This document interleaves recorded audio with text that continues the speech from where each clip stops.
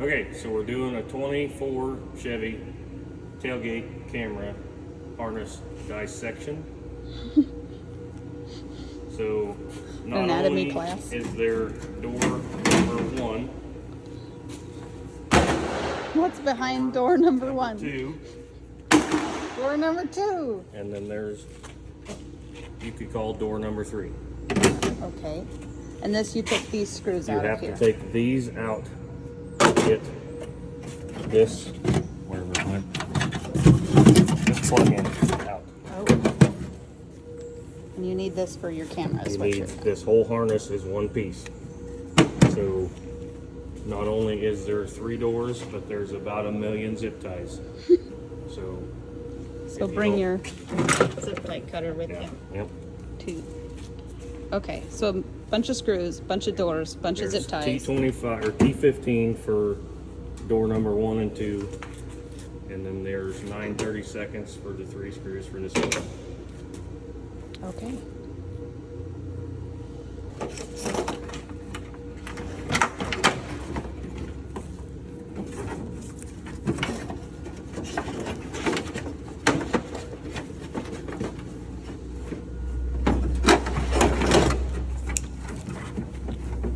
And if you don't want to mess with all the harness, buy something other than a Chevy. And all the doors. Or Chevy, you can fix your crap. Because this is just new Chevys, right? That are this complex for to get the They are, and then camera out. your laptop tailgates, or whatever you want to call them, are worse. laptop? The 6-way the- folding. Yeah, I or can whatever. imagine. Don't. They're terrible. That looks like fun.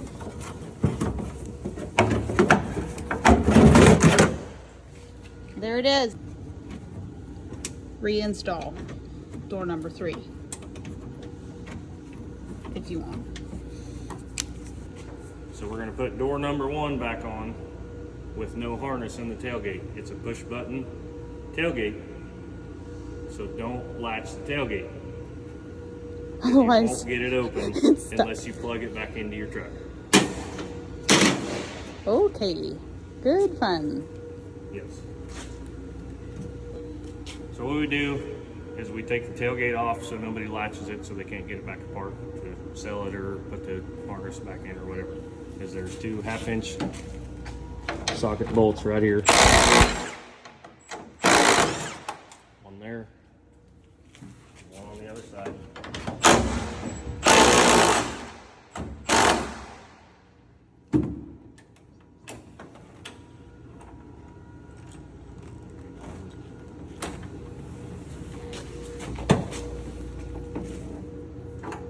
Is this one you just lift off as well? You lift it off as well? Yeah. Like Dodger? You have to, these you have to put the pry bar in there. Oh. Help, is what I'm saying. So this one also has a stabilizer helper, and you have to take this bolt out as well. Same size as the cable straps. And then you pick it up at 45, and you got to pull this side out. Whew. And you hold it, Great. and then you have to. They're pretty sticky. You got to use a pry bar. Pry this side out.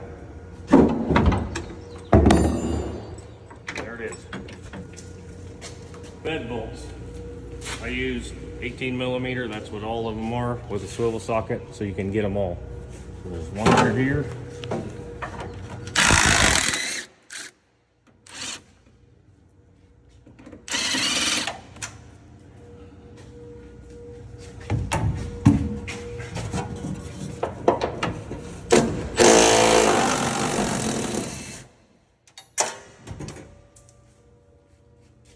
Two in the back, 2 in the front.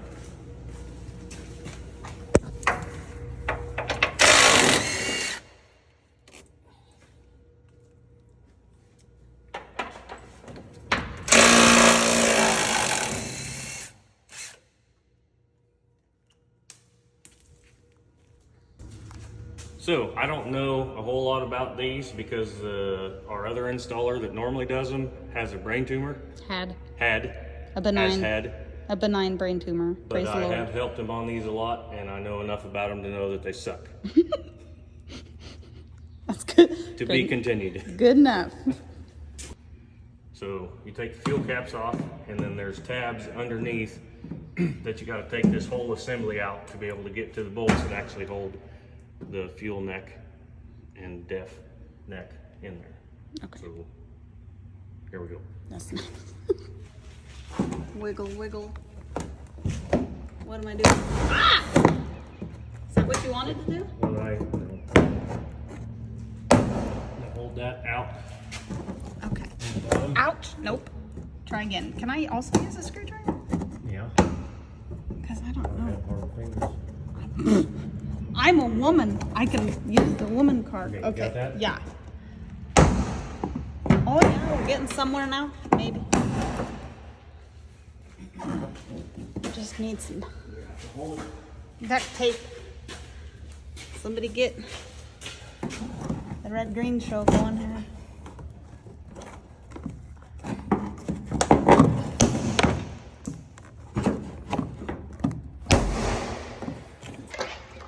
That went exceptionally Awesome. well. Go team. Better ideas. If for any, what yeah. we do. Got advice Yeah.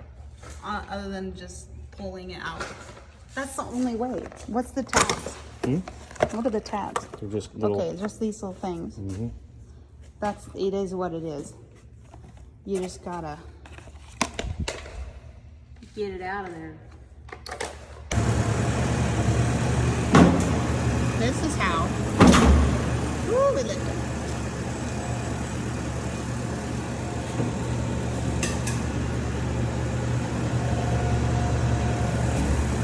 Couple of cut tubes, Make sure to watch. fan. Okay, don't let it catch Watch on. the cab here and watch the cab below. So don't video. I'm gonna stop videoing to make sure I don't screw it up. When pulling the pickup box off, it's imperative to watch, especially where tabs often are curved with the box now. When you're pulling the box off, make sure you're watching all those body lines so we're not crashing and damaging the pickup before you put the bed on. Watch your fuel, make sure it comes unhooked. It does pretty easy. Check for any wires you may have missed, of course, before you get this high up. She's free.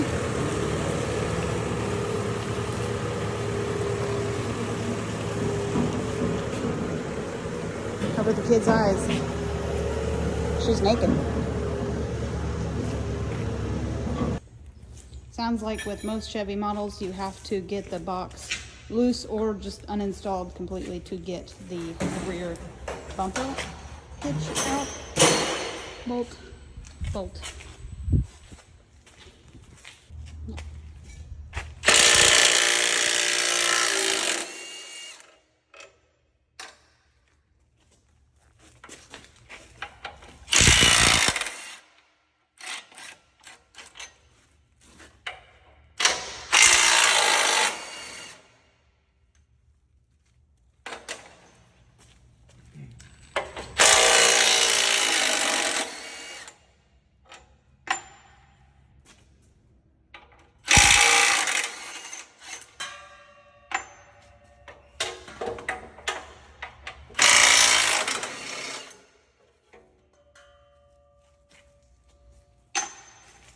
Voila.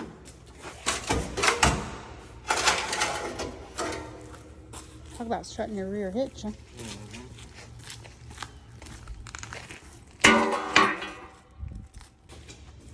And if you're lucky, you will find road trash. What is this?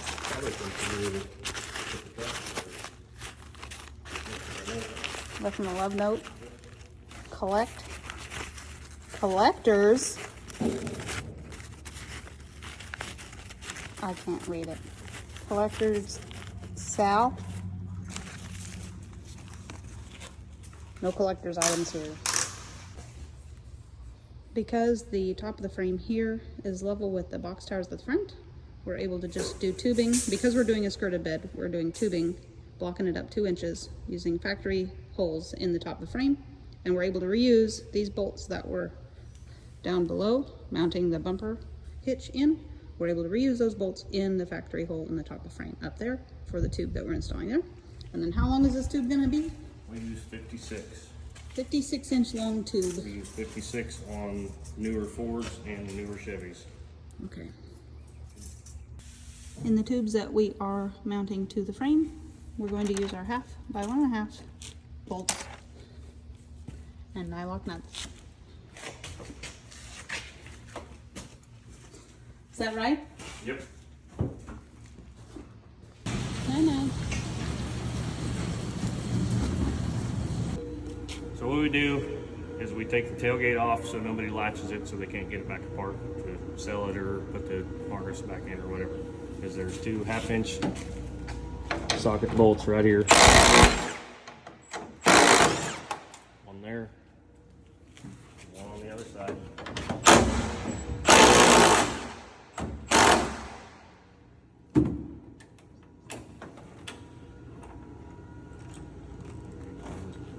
Okay, tubes are on. We are ready to set a bed. We bolted down through the frame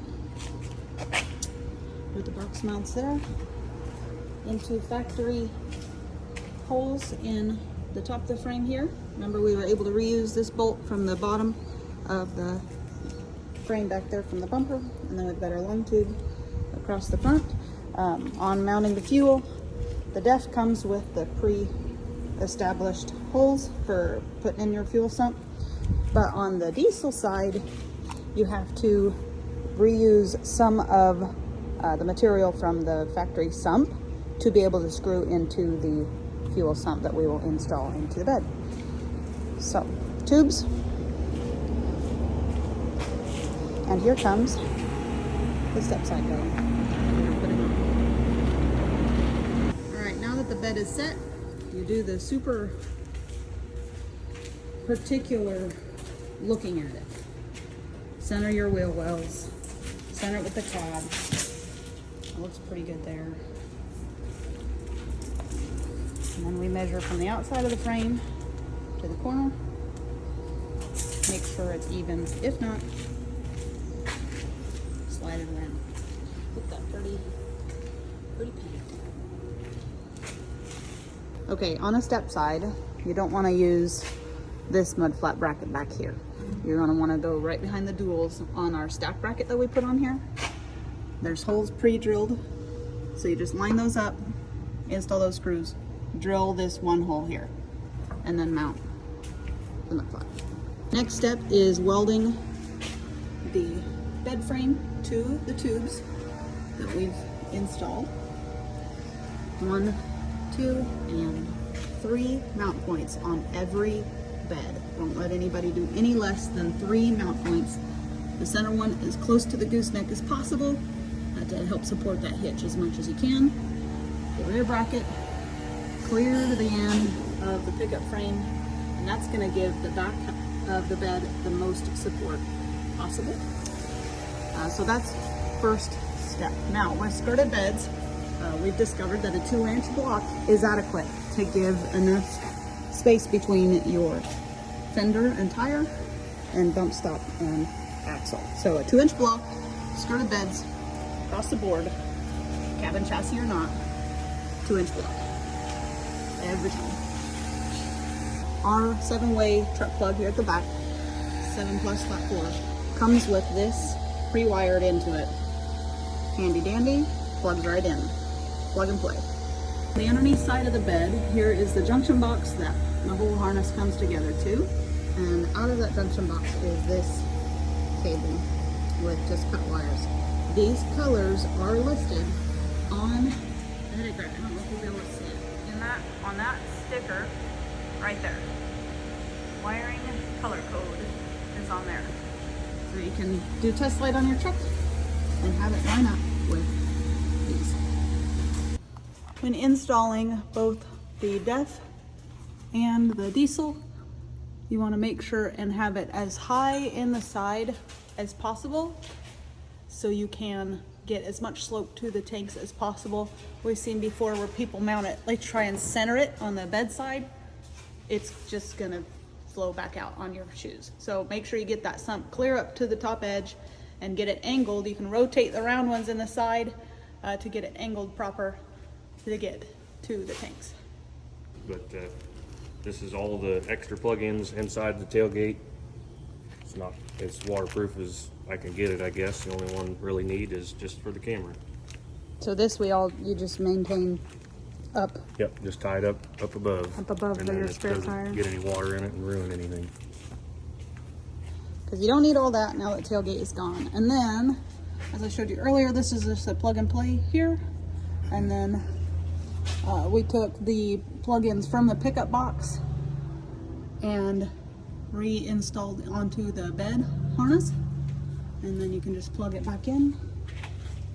And then just this come out of the tailgate here. And we just put that back kind of in the same position it was in the pickup box, just now in the flatbed.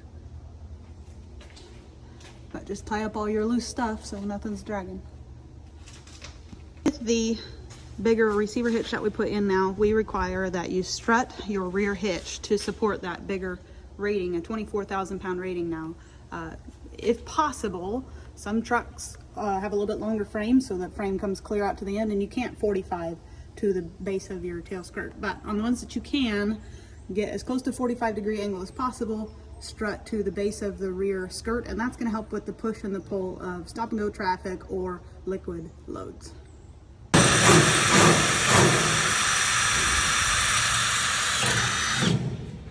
We have pre-drilled holes for a lot of cameras, but on some you may have to add an additional hole. But this camera bracket, you just pull it out here, there's a relief cut there, so you just pull it out to whatever angle you want and install the camera into it. That's factory standard on every bed now.